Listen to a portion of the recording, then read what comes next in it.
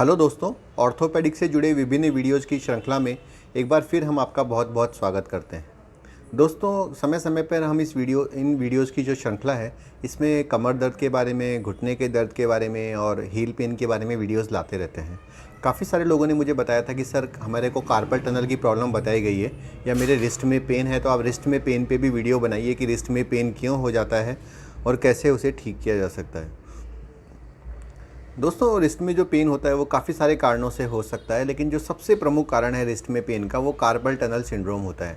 Carpal tunnel syndrome क्या होता है और कैसे हो जाता है, कैसे उसका इलाज कर सकते हैं, इसी चीज़ को हम इस वीडियो में विस्तार से डिस्कस करेंगे। कार्पल टनल सिंड्रोम दोस्तों इसलिए हो जाता है क्योंकि हमारे हाथ में जो बहुत सारी नसें होती है, उसमें सबसे इंपॉर्टेंट एक नस होती है जिसको कहते हैं मीडियन नर्व।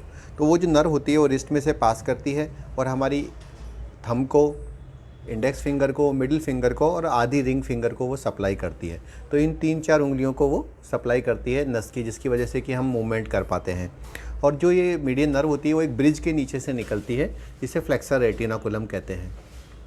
अब दोस्तों, होता क्या है कि जब कोई पेशेंट है जिसको डायबिटीज़ है या थायराइड है, या डायबिटीज़ और थायराइड दोनों ही नहीं है, पर मिडिल एज फीमेल है, उसकी एज 30 से लेकर 50 साल के बीच है, तो उनको, या फिर कई बार यंग लोगों को भी हाथ में पेन स्टार्ट हो जाता है।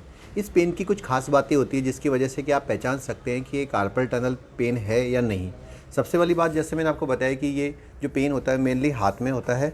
नाइट में जब आप सो जाते हैं तो आपको ऐसा लगता है कि जब भी आप गहरी नींद में सोते हैं तो हाथ में तेज़ दर्द हो जाता है और आपको उठना पड़ता है।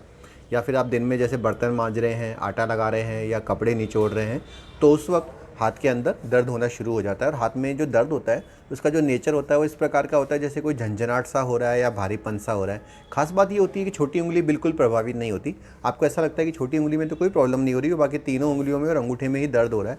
कई बार पेशेंट अपने हाथ को ऐसे झटकाता है तो उसको बेटर रिलीफ फील होने लग जाता है, लेकिन फिर उसके बाद उसको दर्द स्टार्ट हो जाता है। पेशेंट की इरिटेबिलिटी इस बात से भी बढ़ जाती है कि नॉर्मली जो हाथ पैर में मोच लगती है या कोई दर्द होता है तो रात को रेस्ट करने पे ठीक हो जाता है, लेकिन कार्पल टनल दोस्तों क्योंकि एक न्यूरोलॉजिकल पेन है, तो ये रात को बल्कि ज़्यादा हो जाता है। अगर आप रेस्ट करेंगे तो ये बीमारी बढ़ भी जाती है। तो आपको ये चीज़ भी समझ में नहीं आती कि मैं रेस्ट भी कर रहा हूँ तो मुझे फ़ायदा क्यों नहीं मिल रहा। ऐसी स्थिति में जब वो हड्डी के स्पेशलिस्ट के पास जाते हैं तो डॉक्टर उनको कुछ टेस्ट चेक करता है। जो कार्पल टनल का सबसे इंपॉर्टेंट टेस्ट है दोस्तों, उसमें हम इसके मीडियन नर्व को यहाँ पे कंप्रेस करके देखते हैं।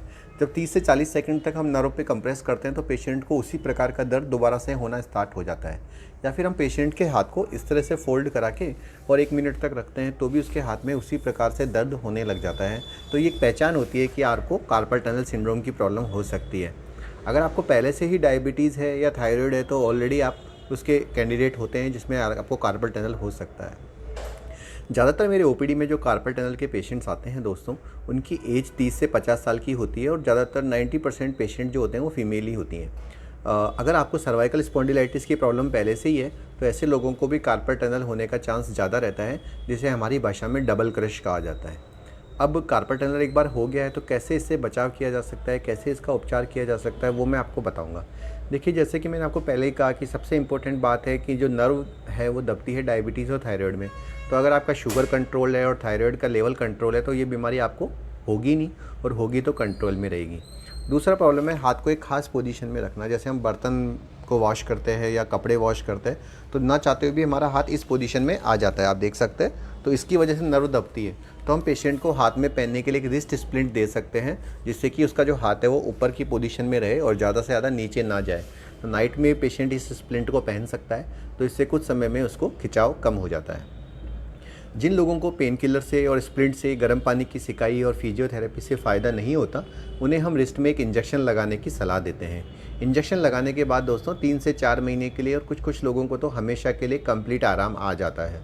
और कार्पल टनल का जो इंजेक्शन है वो डॉक्टर के सुपरविज़न में ही लगाया जाता है। 1-2 दिन आपको हल्का फुल्का दर्द हो सकता है, लेकिन लॉन्ग टर्म में आपको इंजेक्शन से कंप्लीट रिलीफ मिल जाता है।